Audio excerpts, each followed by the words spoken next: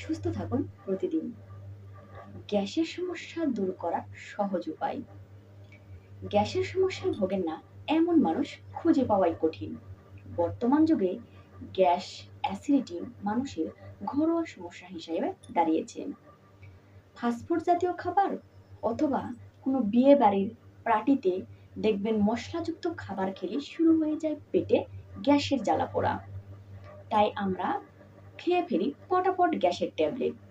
কিন্তু এই পটাপট গ্যাসের ট্যাবলেট খেয়ে কি আমাদের এই সমস্যা দূর হচ্ছে? হচ্ছে না। তাহলে আসুন জেনে নিই সহজ কিছু ঘরোয়া উপায়, যা থেকে আমরা গ্যাস থেকে মুক্তি পেতে পারি। থেকে মুক্তি পেতে চাইলে আমাদের প্রথমে নজর দিতে হবে খাবারের প্রতি। কোন খাবারগুলো আপনি খাবেন? এখানে আমি কয়েকটি খাবারের নাম বলছি। যেমন দেখুন, দই, শসা, জিরা, আদা, পেঁপে, কলা ও কমলা ইত্যাদি এসব খাবার